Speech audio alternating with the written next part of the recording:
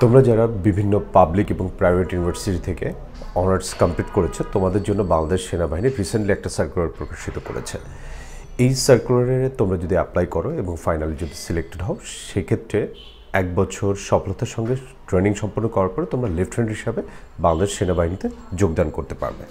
Private এবং public university থেকে computer science and engineering, electrical electronics and communication engineering, electronic and communication engineering, electrical and electronics engineering, mechanical engineering, electrical ইঞ্জিনিয়ারিংয়ে BSc complete করেছো।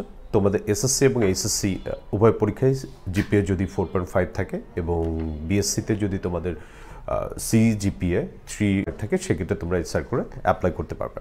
এর বাইরেও তোমরা যারা English, IR, psychology, mathematics, economics, physics, Bangla, BBA, BSc, vet and law নিয়ে graduation complete করেছো, তোমাদের SSC এবং এইচএসসিতে জিপিএ যদি 4 পয়েন্ট থাকে এবং গ্র্যাজুয়েশনে যদি তোমাদের জিপিএ 3 পয়েন্ট থাকে আউট অফ 4 এর মধ্যে, এবং তোমাদের যদি স্নাতকোত্তর ডিগ্রিটা থাকে এবং সেখানেও যদি আউট অফ 4 এর মধ্যে 3 সিজিপিএ থাকে, সেক্ষেত্রে তোমরা এই সার্কুলারে অ্যাপ্লাই করতে পারছো। ছেলেদের ক্ষেত্রে যাদের উচ্চতা 5 ফিট 4 ইঞ্চ এবং মেয়েদের ক্ষেত্রে যাদের উচ্চতা 5 ফিট 1 ইঞ্চ, তারা এই সার্কুলারে অ্যাপ্লাই করতে পারবে।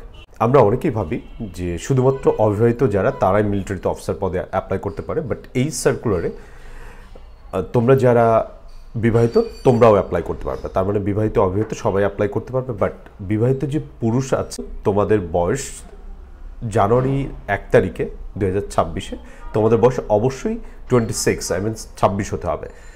এটা শুধুমাত্র পুরুষ প্রার্থীর জন্য। স্ক্রিনে দেখানো ওয়েবসাইটের থ্রুতে তোমরা অনলাইনে, শুধুমাত্র অনলাইনে আবেদন করতে পারবে এবং এই আবেদন করার শেষ সময় 1 মার্চ 2025।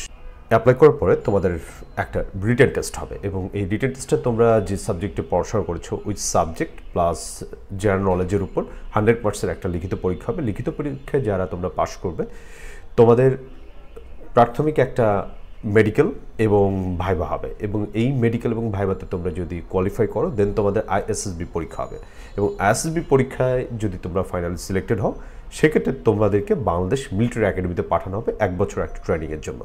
এই 1 বছরের এই ট্রেনিংটা সফলতার সঙ্গে কমপ্লিট করার পর তুমি বাংলাদেশ সেনাবাহিনীতে লেফটেন্যান্ট হিসাবে জয়েন করবে। আমি তোমাদেরকে সার্কুলারে একদম বেসিক জিনিসগুলো তোমাদের সামনে উপস্থাপন করার চেষ্টা করলাম। এর বাইরেও অনেক খুঁটিনাটি জিনিস থাকছে যেগুলো তোমাদের জানার দরকার হতে পারে।